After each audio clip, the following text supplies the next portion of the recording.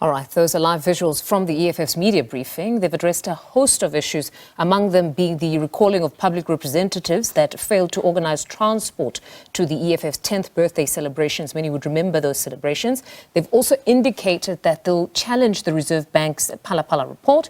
They also went to town on the governor, that's Lesetja Kganyago, saying those who are dissatisfied with the report of the Reserve Bank should not forget to mention the head of that institution, just as they continuously do when they want to attribute the Public Protector's report on Phala to Advocate Koleka Gqaleka. So he said there's a bit of patriarchy that's happening there, and he's quite concerned that the names of those individuals must be mentioned. Then on the Public Protector interviews you would have heard, he went on to state that from where he's standing, none of them performed well, so it will be interesting as to whom would emerge victorious there. So quite a lot has been addressed by the EFF CIC. Our reporter Nhlanhla is on the ground and will just expand a bit more as soon as we do get in touch with him.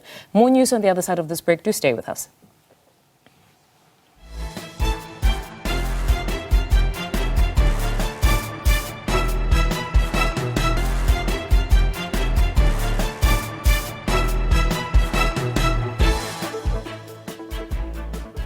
Welcome back. Thank you very much for staying with us. So on the international desk front, there's quite a lot taking place this week. We're joined by international editor Sophie Mkwena just to unpack some of those big stories that will be coming out of this week. Sophie, good afternoon. Thank you very much for joining us. Good afternoon, Nomfundo. No, it's a pleasure to have you with us. Perhaps let's start with Zimbabwe. We've just heard that Emmerson Mnangagwa as well as ZANU-PF have emerged victorious. Where to from here? Well, I think the problem is the opposition. You are aware that they have rejected the results. They didn't even sign the report where you sign after you have spoken to the Electoral Commission. There has been verification. And this afternoon at 3 o'clock, Nelson Chamisa will be addressing the media in Harare. He will give an indication where to from here. But I can see this going to court, but also you have others like Savio Casacuero. You know that he was a candidate, he couldn't make it to the ballot. Now using the SADC report, he has indicated that he is going to contact the SADC Troika organ on politics and defense to speak and engage them about the situation in Zimbabwe. Now, in as much as there have been concerns around the electoral process, thankfully, there's been very little violence this time around. Well, yes, you are correct. And also, I think the military in particular, for now, I must say, did conduct themselves in a better way. They stayed in the barracks, even though there was heavy security. And I think this relates to the Motlanthe report. You'll recall in 2018, the report was scathing in terms of how the military conducted itself after elections. And therefore, I think Mnangagwa, I mean, this is his second term. He has got nothing to lose. He can do things in a right way because after being declared a winner, unless something happens, he's now in a driving seat in terms of just dealing with his legacy. And he can do what he promised in 2018, do things in a right way. And I think that gives an opportunity to Zimbabweans to be able to express themselves, but also to rebuild their country. They are suffering, Nomfundo. No, they most certainly are. We'll closely monitor that particular situation in Zimbabwe. And then another important one is the Africa Climate Summit. Just talk us through that one. Well, the Africa Climate Summit will be in Nairobi. The UN Secretary General will be there, a scene setter for the COP28 in Dubai, United Arab Emirates later this year. And therefore, the African group will be speaking in one voice after that meeting. You know, there are issues in relation to the just energy transition. Yes. There are countries who are saying we are not going to be bullied in terms of the renewables because these 7 industrialized countries that are now pushing and promoting the renewable, they use this coal to be where they are. And they want us now to abandon coal, which might lead to job losses and economic challenges. So, but you have countries on the region, on the sub-Sahara in Africa, who are saying, no, let's move. And others are saying, we are not polluters, South Africa. So it's important to have one voice. But specifically your interview with the UN Secretary General, he went on to state that really what needs to happen here is perhaps for those industrialized economies to stick to their commitments and assist the developing nations here? Yes, they promised in Paris when they signed that Paris Agreement, 100 billion US dollars to assist countries, but they didn't implement that. Then they went to Glasgow. In Glasgow, the G7 decided, some of them decided to call individual countries, particularly South Africa, to offer certain assistance and agreements. And when you look at that offer, it is loans, and repayment will kill this country. And that is why South Africa is saying, look at the offers. Let's have more grants as rather opposed to than loans. And now in Sharm el-Sheikh, last year in Egypt, there was an agreement that they will put aside loss and damage fund. Let's see what's going to happen in and specifically United Arab Emirates. That loss and damage fund must deal with the climate impact right now, because particularly Africa is suffering the most. We've seen that in as much as they were not the greatest polluters, we are suffering immensely insofar as climate change is concerned. Exactly, because then you use this fund to assist those countries who are affected by industrialization. And it is the G7 that has done that, and therefore it is important that they pay, and they are not willing. It was very difficult. I was in Egypt. It was very, very hard. An agreement was reached early hours of the morning. So now the implementation, let's see whether they will talk about timeframes and deadlines in Dubai. Another important one to look out for is the G77 plus China. It's taking place in Cuba, I believe. Yes, G77, the developing countries, including China, will be converging in Cuba. The President of the Republic will be there, and others. And I think that you are going to hear another strong voice from these countries saying that you, the developed North, you have to do more to assist us or to work with us, not necessarily that we are coming to you begging. We are saying let's have a partnership of equals. And then lastly, it's the UN General Assembly. Yes, of course, you have the UN General Assembly. On the margins of this General Assembly, you will have a climate summit. And I think leaders of the world will look at what are they going to say and do in Dubai. But also you have the G20 summit coming the same month in India. And also there, you will see the focus will be on the rebuilding of the economy, looking at climate change.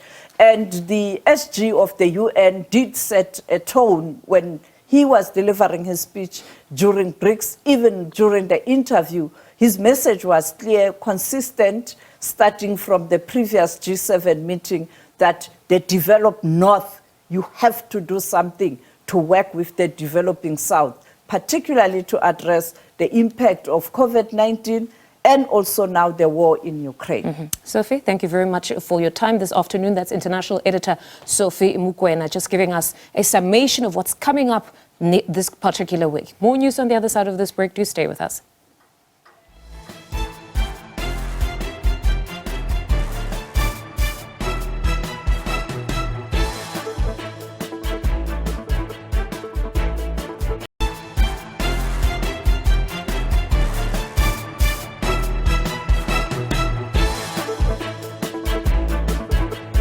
Welcome back. Thank you very much for staying with us. Now, EFF leader Julius Malema has instructed the removal from public office of all public representatives who failed to organize buses for the party's 10th anniversary. He was briefing the media at the end of his party's Central Command team meeting that was in Kempton Park, east of Johannesburg, earlier this afternoon.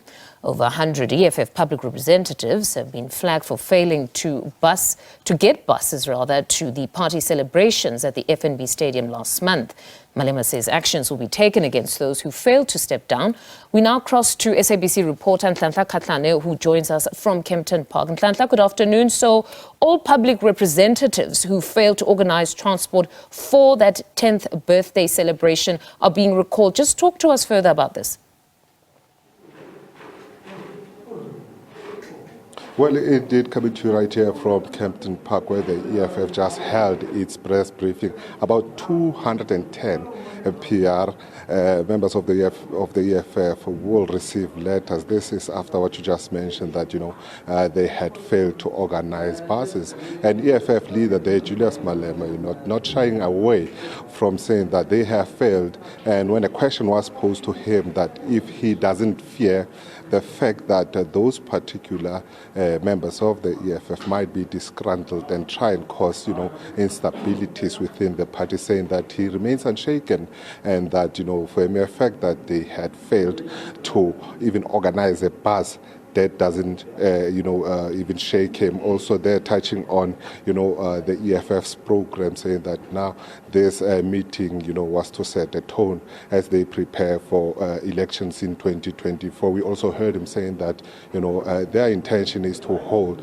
the official manifesto launch on, February 2024, after they have, interacted with communities. Malema, they're saying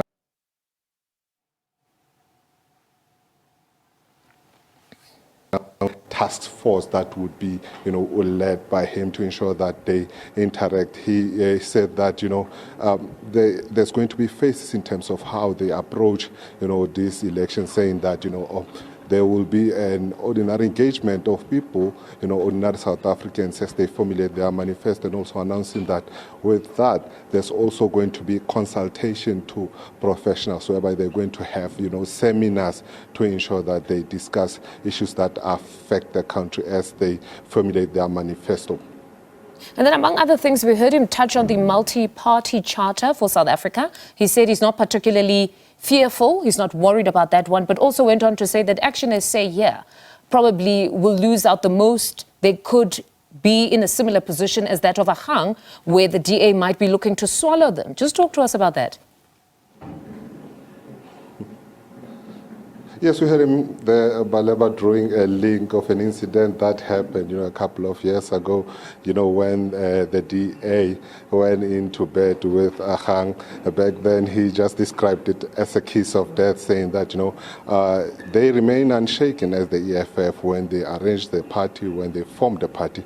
It was never to rely on any other political formation, saying that from his own personal view, political view, is that, these formations, it's like they're saying goodbye and they have no faith in terms of how they would perform, saying that he sees it as a kiss of death. On another issue with regards to that, we also heard Malema there, talking about elections in Zimbabwe, saying that as much as, they are happy that there were no violence, they felt like those particular elections were not free and fair. And then he also spoke about the Reserve Bank, and this time around, very scathing on Lesetja Kganyago, saying in such an instance, you also do need to mention the individual who heads that particular institution. You must mention his name, similar to what is happening with the public protector, acting public protector, Kollega Gqaleka, that if there are those who are concerned about her report, they still make it a point to mention that she is at the helm. She is, in fact, the author or the individual that would have signed off on that report. Talk to us about his sentiments there around Lesetja Kganyago. Well, when it comes to the recent findings of the South African Reserve Bank, the EFF announcing there that it would be taking it on a judicial review, saying, explaining further there, saying that, every time when there's a woman who's heading an institution and that institution has to deal with a report, her name is attached to that. But he said that he has noticed that when it comes to the Reserve Bank's findings, it's always referred to as the Reserve Bank and not to Lesetja Kganyago, saying that, he is him. He has, describing it as a failure, of him, saying that this report was endorsed by him, and, saying that as the EFF, they will not take this line down, as they believe that the president did, something wrong when it comes to the Phala Phala saga. All right, Nhlanhla, thank you very much for that. high-level assessment, or at least RAP. That's our reporter Nhlanhla Kgatlana speaking to us from Kempton Park. Let's shift our focus to this story now. The Pan-African Parliament is again embroiled in another controversy after the African Union questioned why the current president, that's Fortunate Charumbire, is still in office even though his country is holding elections. The Vice President of PAP will soon respond to the AU Commission's query. He says they want to handle this matter with care to avoid divisions. We have rules of procedures also in Pan-African Parliament, which can be amended by 2/3 majority of all members of Pan-African Parliament. That is in our mandate, since it's in full compliance with the protocol. Unfortunately,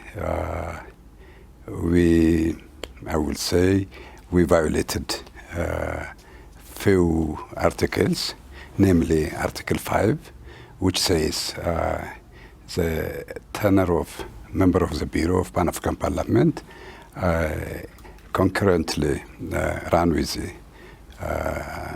your term at your respective country. Once your tenure ceases at home, it automatically ceases in Pan-African Parliament, and you lose any position you might occupy in Pan-African Parliament. So that was tried to be amended. That was a bone of contention. And also Article 12 we have. Article 12 states that Pan-African Parliament members' bureau, our office, should be vacant once our tenure is at home. Vacancy should be announced per Article 12.8, and also the election should take place at the sitting of the Parliament following its occurrence. That was violated. That was violated, and the African Union is the union, the chairperson is accounting officer of all the organs, including Pan-African Parliament. As you remember, in 2021, PAP faced very serious crisis, even though I was not there. We astonished the image of Pan-African, the people of Africa and the continent. Many people who are scared of that problem and who wanted to prevent all these problems, they approached African Union and they deposited their complaints. That was reason for letter from African Union. And now, in Pan-African Parliament, 3 members of Bureau out of 5, they are going for elections. Our former president, Chief Fortune Charumbire, and first vice president, and the 3rd vice president is going for elections. And once they left for elections, when they come back, if a respective country redesignates them, they should come and be sworn in, and if there is vacancy, they should be candidate. These democratic institutions, we cannot just take positions without elections. We are guided by African Union. They give us a deadline, only 5 days, which is enough, to be frank, which is enough. There is no any article which we can deny, which we can say we didn't violate. Since they are not in compliance with the protocol, it's null and void, because that protocol is mother law for Pan-African Parliament. That was happened, and now we are taking measures. Inkosi Mangosuthu Buthelezi turns 95 today, but his family says Buthelezi, who's still in hospital in Durban, won't be celebrating the big day at his home in Ulundi as usual. He is, however, expected to make a full recovery following a recent health scare. Jade Pulser filed this report.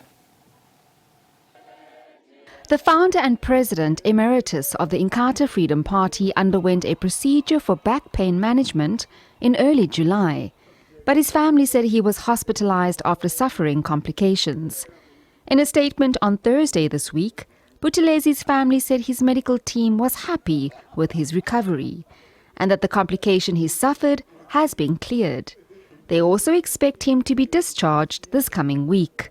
Since his hospitalization, the elder statesman has received numerous get-well messages, which include well wishes sent by President Cyril Ramaphosa and AmaZulu King Misizulu Kazwelithini. Buthelezi, who reportedly been in good health for most of his life due to a healthy lifestyle and diet, also recovered from COVID-19 after contracting the virus twice. Despite handing over the reins of the IFP in 2017, he continued to lead a very active life, participating in many public events, one of which was to officiate at the coronation last year of King Misizulu in his capacity as traditional Prime Minister of the AmaZulu King and nation. And while he is missing out on celebrations with his family, Durbanites young and old sent some heartfelt birthday messages. Happy birthday to you. It's such an amazing age, like you. So I would say that happy birthday, and I hope that it's great. I'm also wishing him very many years to come sick, because we are looking up to the elders, you see. So we appreciate the years that he was leading the way. And then, of course, as the youth, we are looking forward to following his teachings. It's a very, very huge achievement to reach 95. It's a huge milestone. Not everybody lives to that. So I'd like to say happy birthday and many more years to come. Happy birthday, Nkosi Mangosuthu Buthelezi. Hope you have a wonderful day and many years ahead. I'd love to first and foremost thank him for his contribution in South Africa, and wish him a very happy birthday. Long live the spirit of Ubaba Shenge, long live. Baba, Isandla Lulikand, happy birthday to you. God bless you. We love you. Happy birthday, Shenge. We love you. We've done all good things for us. After having missed a few public engagements, it's not certain when Buthelezi will be able to take up official duties again. Buthelezi is the longest-serving Member of Parliament, having joined the lawmaking institution in 1994 after the first democratic elections. Happy birthday to you. Happy birthday, Mr. Shenge. For SABC News, I'm Jade Paulser in Durban. To you. More than 100 grade 12 learners have started participating in the first enrichment study camp of its kind at Bakenburg in Limpopo. Learners and educators have arrived at the Sinwana Matric camp with the hope of improving matric results at Matulamisha High School to more than 90%. Katla Khonyoni, as well as video journalist Llewellyn Carstens, compiled this report. Gearing themselves for a successful examination period, 123 grade 12 learners will be temporarily based at this enrichment camp up until the last exam paper is written in the upcoming National Senior Certificate exams. For now, preparations for trial exams are underway. The camp has been efficient to us because we've been at home, we've been facing difficulties. We couldn't read, we couldn't study, and we couldn't prepare ourselves enough. We were distracted by social media, we've been going out, and we've been outdoors a lot. Ever since we are here in camp, we are able to read on our own, we have our self-timetable. We have the time to study, then we have the time to be determined, because at home we had some challenges. At home we had no time because the surroundings was so bad, like unbearable. Friends, social media, the TV. The camp is more conducive for learners. At home we were not studying. We were playing as our surrounding was bad. The cell phone will say, yes, the situation at home. Some of us come from backgrounds that are not perfect, by the way. This camp prevents us from peer pressure. Instead of smoking weed and partying, we can focus on our studies. 14 educators are working around the clock at the old and abandoned building in Sinwane. Our need, number one, is to see this camp successful. Then the challenge is that it is the first time having this kind of a camp. So it means that we cannot say that we have done this before, we have failed when coming to this and that. But what we can promise that if we can get a necessary support our camp will be successful. The Limpopo Education Department has established several camps in the Waterberg district. The reason why we are organizing camps as a district is because camps, assist learners not to be defocused. When learners are not at school, they can be subjected to all these other social distractions. Matulamisha Secondary School learners are optimistic. They say they are determined to improve their overall percentage from 68% in the previous year to 90% this year. Katle Khonyoni, SABC News, Akgalakwena in Limpopo. All right, more news on the other side of this break. Do stay with us.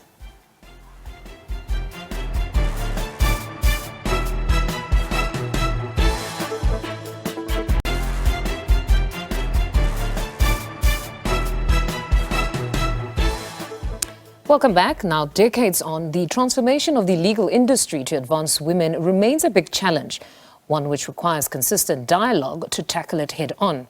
As Women's Month nears to its end, scores of young women in law gathered at Constitution Hill to unpack and seek answers on this challenge at the annual colloquium.